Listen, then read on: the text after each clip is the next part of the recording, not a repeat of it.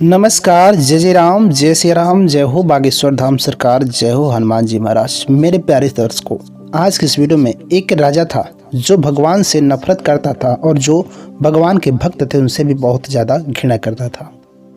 जिसके साथ भगवान का भक्त पूरे दरबार में ऐसी क्या करामात दिखाए जिसे देखकर आपको अपने कानों पर विश्वास नहीं होगा, आपको अपने आंखों पर विश्वास नहीं होगा कि ऐसा कभी हो सकता है। तो चलिए देर न करते हुए बढ़ते हम कहानी की तरफ। तो एक बार की बात है, एक नगर में एक राजा रहता था। उसके पास धन दौलत रुपए पैसे बहुत ज़्यादा था। वो उसके प्रजा जो है बहुत उस राजा से खुश रहते थे। वह राजा अपने प्रजा का अच्छे से देखभाल भी करता था, उनका सेवा सत्कार किसी भी प्रकार की कमी नहीं करता था। उस राजा के प्रजा सभी खुश रहते थे, लेकिन वह राजा भगवान से घृणा करता था, भगवान की भक्ति पर विश्वास नहीं करता था। वह भगवान से इतनी नफरत करता था कि जो भक्त भगवान का पूजा पाठ करता था उस व्यक्ति से वह बहुत ज़्यादा घृणा करता था। वह भगवान को एकदम मानता ही नहीं था। उसे तो अपने आप का घमंड था, उसे अपने धन दौलत पैसों का घमंड था। वो अपने आप को ही भगवान मानता था, इसलिए जो व्यक्ति भगवान की पूजा पाठ करता था वो उस व्यक्ति से बहुत घृणा करता था, उस व्यक्ति को थोड़ा भी मान सम्मान नहीं देता था। लेकिन वह राजा अपनी प्रजा के हित के लिए सब कार्य को करता था। वह राजा रात्रि के समय अपनी प्रजा के हित के लिए रात्रि में राज्य में घोड़े की सवारी करके घूमता भी था, ताकि किसी प्रजा को कोई समस्या हो तो मैं उसका समाधान दे सकूं। इस बात को सभी को पता था कि राजा जो है रात्रि के समय घुड़सवारी करते हैं और पूरे राज्य में भ्रमण करते हैं लोगों के दुख दर्द को देखने के लिए। अगर कोई प्रजा दुख में जी रहा है, किसी प्रकार की परेशानी है, अगर वह राजा से नहीं कर पाता था तो वह राजा रात्रि के समय घूम करके जो है अपने सैनिकों के द्वारा उसका समस्या का समाधान करते थे। इसी तरह एक बार की बात है, वह राजा रात्रि के समय अपने घोड़े पर घुड़सवारी करके अपने राज्य का परीक्षण करने के लिए निकलते हैं।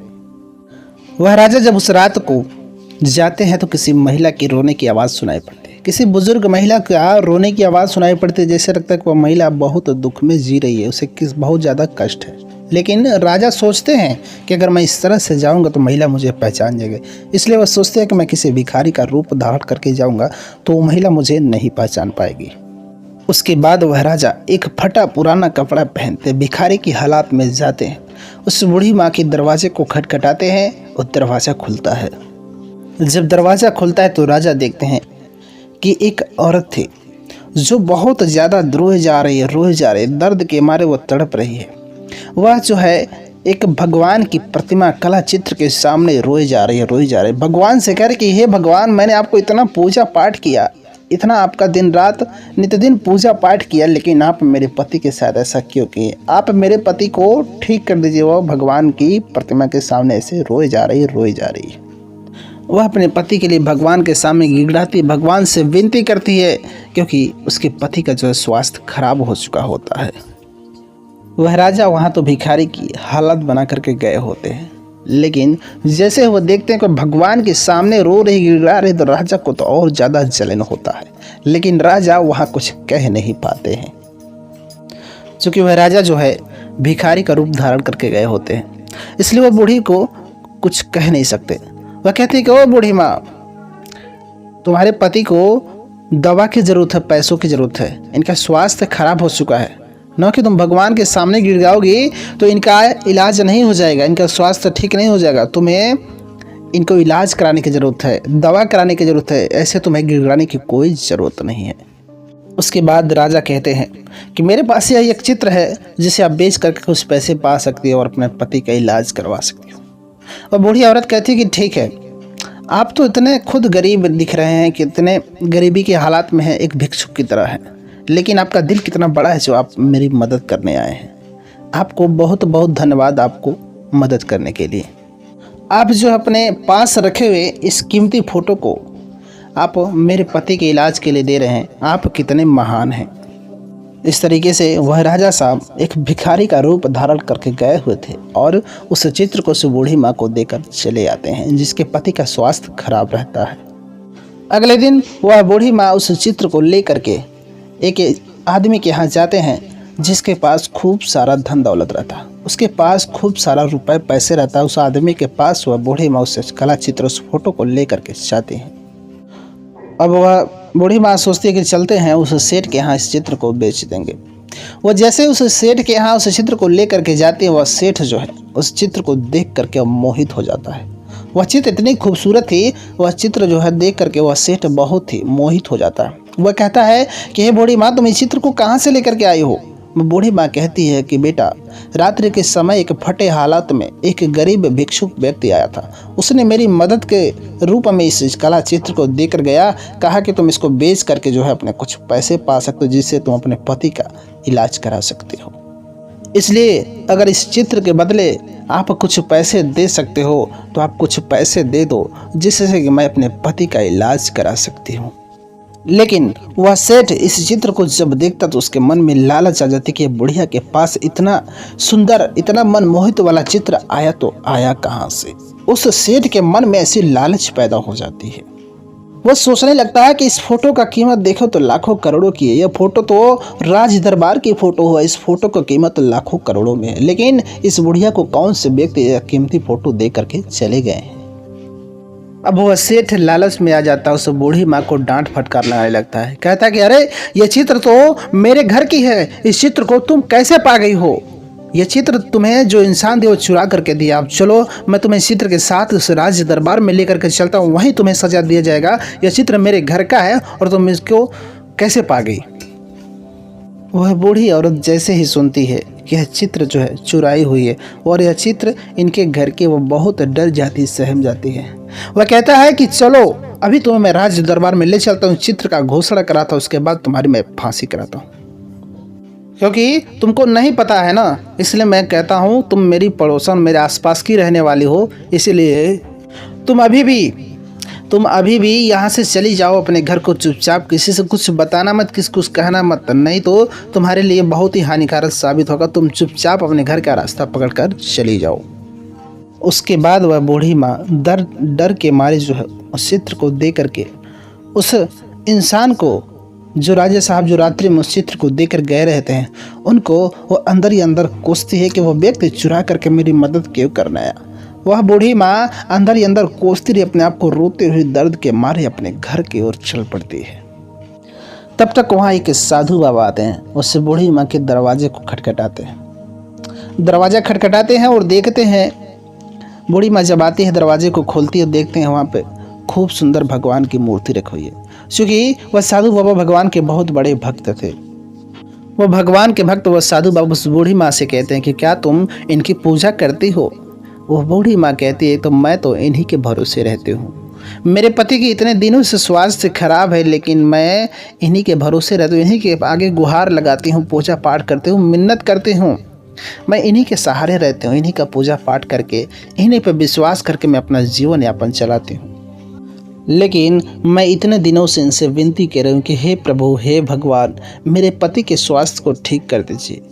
लेकिन ये पता नहीं कहाँ पर छुपे हुए हैं जो मेरे पति के स्वास्थ्य को ठीक नहीं कर रहे हैं। मैं तो इन्हीं के भरोसे टिके हुए, मैं इन्हीं का इतने दिनों से विनती करती हूँ कि हे प्रभु, आप मेरे पति के स्वास्थ्य को ठीक कर दीजिए।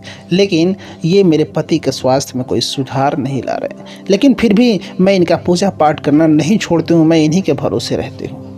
उसके बाद वह भगवान के भक्त कहते हैं, भिक्षान दे, मुझे कुछ भिक्षा दे दो। वह बूढ़ी माँ कहती कि हे बाबा, मेरे पास तो खुद खाने के लिए कुछ नहीं है। वह बूढ़ी औरत कहती कि बाबा, मेरे पास जो कुछ भी था मैंने सारा कुछ इलाज कराने में बेच दिया। बाबा मुझे माफ़ कर दीजिए, मेरे पास कुछ है ही नहीं तो मैं आपको ज़रूर कुछ न कुछ दे करके विदा करती। लेकिन मैं अपने पति के इलाज कराने के लिए मैं सारा कुछ बेच दिया। उस बाबा को उस बूढ़ी औरत पर तरस आ जाता है। वह बाबा कहते हैं कि चलो मैं तुम्हें कुछ उपाय बताता हूँ, जिसे तुम कर लेना, तुम्हारे पति के स्वास्थ्य में सुधार हो जाएगा। वह बाबा अपने झोली से एक जल निकालते, कहते हैं कि इस जल लो, ये जल ले लो। इस जल को अपने पति को सुबह स्नान करने के बाद अपने पति को रोज इस जल में से पिलाते रहना।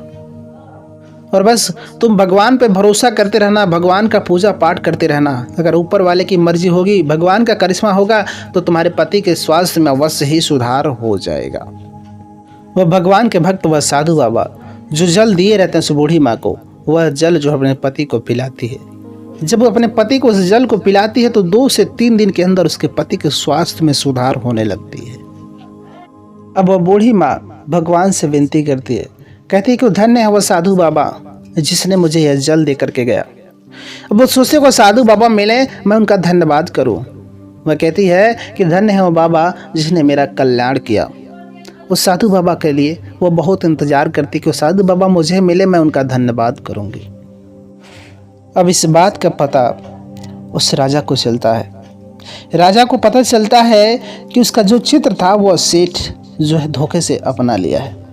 वह सेठ जो है उस बूढ़ी माँ से उस चित्र को अपना लिया है, लेकिन उस बूढ़ी माँ के पति का जो है स्वास्थ्य उस जल से कैसे ठीक हो सकता है, क्योंकि उस राजा को भगवान पर विश्वास नहीं रहता था। इसलिए वह राजा सोचने लगते हैं ये कहीं ना कहीं कुछ न कुछ ढोंग है, इस वजह से उसके पति के हालात में सुधार हुआ।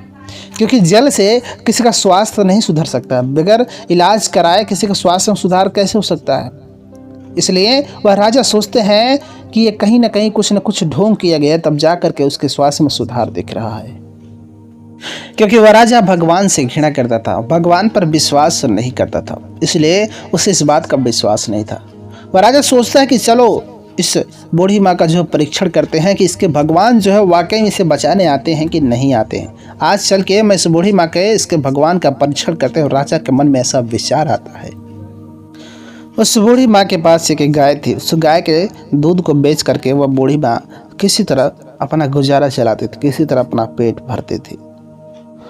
वह राजा सोचते हैं कि चलो उस बूढ़ी माँ को, उस गाय को चुरा लेते हैं और देखते हैं बूढ़ी माँ जो गाय को पाने के लिए फिर से मेरे पास आएगी, उसके भगवान उसे कैसे बचाते हैं। लेकिन फिर भी उस राजा को सेठ पे गुस्सा था कि जिसने धोखे से उस बूढ़ी माँ के चित्र को चुरा लिया था। वह राजा अपने सैनिकों को आदेश देते हैं कि जो बूढ़ी माँ इस नगर में जो बूढ़ी माँ रहती है, जिसके पास एक गाय है, उस गाय को तुम लोग जाओ रात्रि में चुरा करके, और जो सेठ है उस चित्र को ले, उस सेठ के चित्र को भी चुरा करके ले करके अपने राज्य में आओ। उसके बाद वह सैनिक जाते हैं, उस बूढ़ी माँ के गाय को चुरा करके लाते हैं, उस राज दरबार में एक जगह ला करके बांध देते हैं। और फिर अगले दिन क्या होता है, वह बूढ़ी माँ गिड़गिड़ाने रोने लगती है कि मेरी गाय थी, मेरी गाय चोरी हो गई, मेरी गाय चोरी हो गई, मेरे जीवन की सहारा थी, मेरी गाय चोरी हो गई। और उधर जो सेठ था वो भी व्याकुल हो गया, क्योंकि उसे पता था कि मेरा चित्र चोरी हो गया। अब दोनों लोग बहुत व्याकुल हो गए, क्योंकि उसका चित्र चोरी हुआ था और इस बूढ़ी माँ की गाय चोरी हुई थी।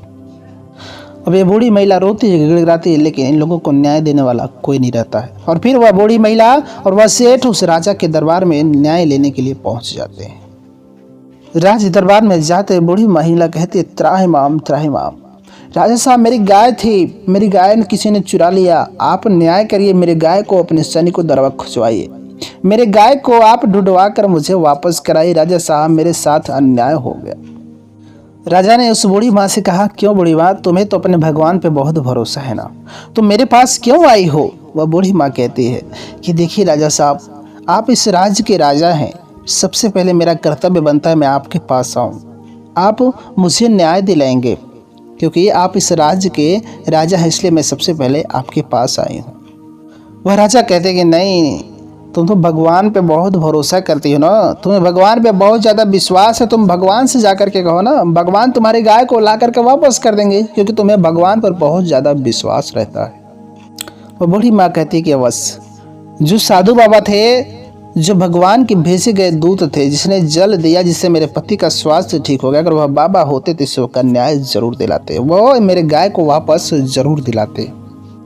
बस कुछ ही समय में उस दरबार में एक साधु बाबा हाजिर हो जाते हैं। और जब वो महिला, वह बूढ़ी माँ जब उस साधु बाबा को देखती तो देखती कि तो वही साधु बाबा जिन्होंने मुझे जल दिया था और जिस जल से मेरे पति की स्वास्थ्य ठीक हो गई थी।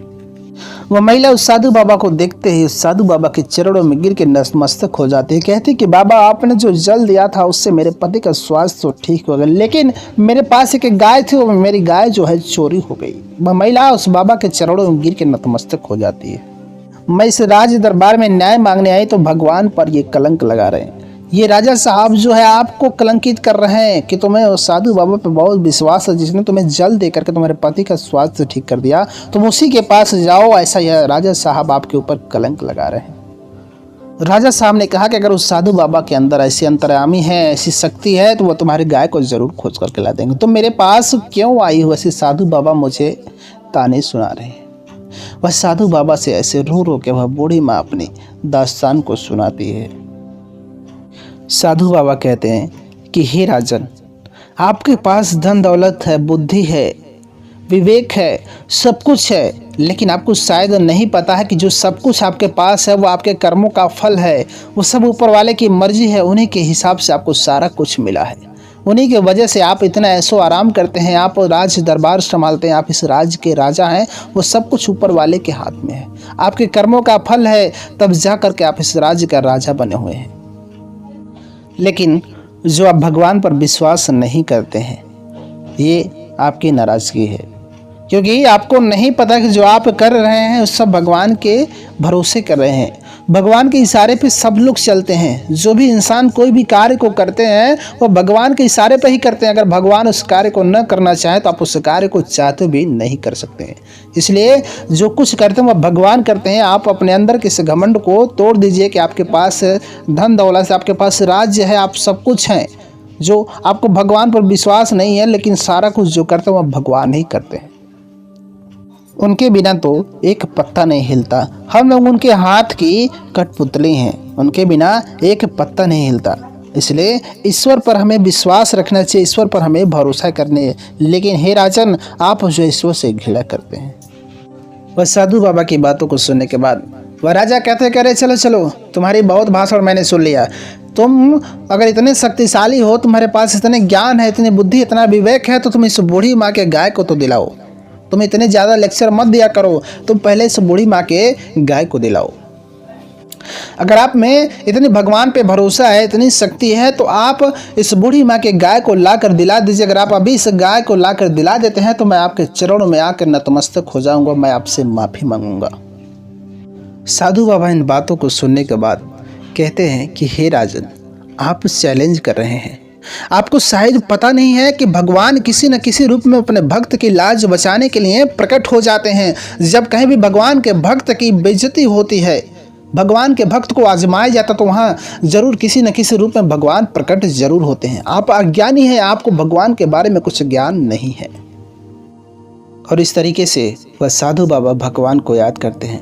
कहते, हे भगवान, आज तक मैंने आपकी इतनी पूजा पाठ की, इतनी तपस्याएं की, आपका इतना आराधना किया, और ये जो बूढ़ी माँ है ये भी आपके ऊपर बहुत ज़्यादा विश्वास करती है। लेकिन हे प्रभु, आज हम लोगों के भक्ति की लाज आपको बचानी है। आज आपके भक्ति का परीक्षा हो रहा है। इसलिए हे प्रभु, अगर मैंने आपकी सच्ची भक्ति की है तो मुझे आप उस भक्ति का फल के स्वरूप में आप उस गाय को कहीं भी हो इस राज्य में भागे भागे इस राज्य के प्रांगण में उस गाय को भिजवा दीजिए। वह गाय इस राज्य के प्रांगण में आ जाना चाहिए। वाकई में अगर मैंने आपकी भक्ति की हो, और बूढ़ी माँ जो वो भी आपकी भक्ति ही करती है, इसलिए हम दोनों की लाज बचाने के लिए अगर वाकई में मैंने आपकी भक्ति की है तो आप इस गाय को इस राज्य के प्रांगण में जरूर भेज दीजिएगा। और बस जब साधु बाबा इस बात का भगवान से गुहार लगाते हैं, और कुछ ही समय में जहाँ उस राज्य में गाय को बांधा गया था चोरी करके, उस गाय के पास एक सांप आकर के बैठ जाता है। और जब गाय उस सांप को देखती है, वह गाय सांप से डर के मारे इधर उधर छटकने लगती है। छटक छटक के गले की रस्सी जो है टूट जाती है। और जब उसके गले की रस्सी टूट जाती है तो वह गाय भागते भागते उस राज्य के प्रांगण में चली आती है। अब गाय ने जैसे ही प्रांगण में आने की कृपया की, गाय जैसे ही राज्य के दरबार में राज्य में आई, वैसे ही वहाँ भगदड़ मच गई। अरे तो गाय आ गई, गाय आ गई, गाय आ गई। लोग में हलचल हो गया और बूढ़ी माँ खुश हो गई तो कही, अरे मेरी गाय है, मेरी गाय है। वो गाय राज्य के दरबार में पहुँच गई। इसके बाद वह राजा साहब उस साधु बाबा के चरणों में आके नतमस्तक हो जाते हैं। वह कहते हैं कि हे साधु बाबा, आज तक तो मैंने भगवान पर विश्वास नहीं किया, लेकिन मैं आज साक्षात भगवान का प्रकोप देख लिया कि भगवान में कितनी शक्ति है। आज तक मैंने तो भगवान को कुछ मानता ही नहीं था, लेकिन आपकी वजह से मेरे दिमाग की बत्ती जल गई। आज से मैं भगवान का सबसे बड़ा भक्त बन जाऊंगा। आज से मैं भगवान की भक्ति में लीन हो जाऊंगा। आज से मैं इस मोह माया को छोड़ के भगवान की भक्ति करूंगा। सबसे पहले भगवान की भक्ति, उसके बाद भी कोई राज का कार्य करूंगा। और जैसे ही वह सेठ इस सारे करामात को देखता है, वो राजा साहब और साधु बाबा के चरणों में आकर नतमस्तक होता है, कहता है कि राजा साहब मैंने भी एक बहुत बड़ा अन्याय किया है। मैंने इस बूढ़ी माँ के साथ बहुत बड़ा अन्याय किया है। जो मेरी चित्र खो गई, मेरी चित्र जो गायब हो गई, वह चुराई गई चित्र नहीं थी, बल्कि वो एक बहुत महंगा चित्र था जिसको इस बूढ़ी माँ के एक गरीब व्यक्ति ने दिया था। उस चित्र को मैंने इस बूढ़ी माँ को डरा धमका करके ले लिया था और वह चित्र आज चोरी हो गई। राजा साहब कहते कि अरे सेठ, वह चित्र चोरी नहीं हुई।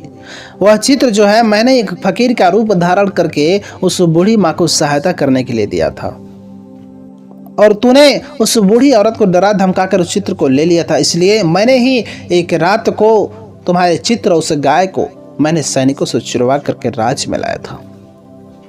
उसके बाद राजा साहब साधु बाबा से कहते हैं कि हे साधु बाबा, हे भगवान के भक्त, आज के बाद इस राज दरबार में सबसे पहले भगवान की पूजा की जाएगी। भगवान का इस राजमहल में एक बहुत सुंदर मंदिर बनाया जाएगा और भगवान का नित्य पूजा पाठ किया जाएगा। आज से मैं आपसे वचन देता हूँ, क्योंकि आज मैंने जो तुम्हारे साथ परीक्षा लिया, भगवान ने तुम्हारी लाज बचाई, इसलिए मुझे आज से भगवान पर विश्वास हो गया।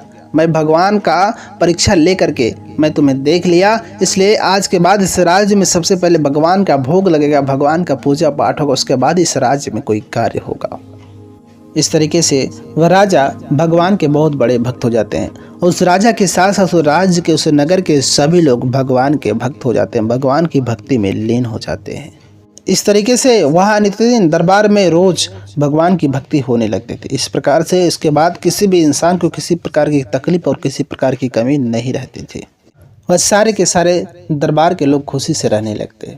तो प्रिय दर्शकों, ये कहानी यहीं पे समाप्त होती है। तो मेरे प्रिय दर्शकों, आज की कहानी आपको कैसी लगी कमेंट बॉक्स में ज़रूर बताइएगा। लेकिन मैं इस वीडियो के माध्यम से आपसे यही कहना चाहूँगा कि भगवान पर भरोसा ज़रूर करना चाहिए। भगवान अपने भक्त का लाज ज़रूर बचाते हैं, इसलिए भगवान पर भरोसा करेंगे तो वाकई में आपका कोई भी कार्य ज़रूर हो जाएगा। असंभव कार्य भी संभव में बदल सकता है अगर आप भगवान पर विश्वास करते हैं, सच्चे हृदय से, सच्चे आस्था से अगर भगवान को मानते हैं तो आपके हृदय में भगवान का वास होना चाहिए, तो वाकई में आपका कोई भी कार्य नहीं रुक सकता। इसलिए कभी भी भगवान पर भरोसा जरूर करना चाहिए, भगवान का पूजा पाठ करते रहना चाहिए। तो मेरे प्रिय दर्शकों, मिलेंगे हम आपसे एक और नई कहानी के साथ, तब तक के लिए नमस्कार।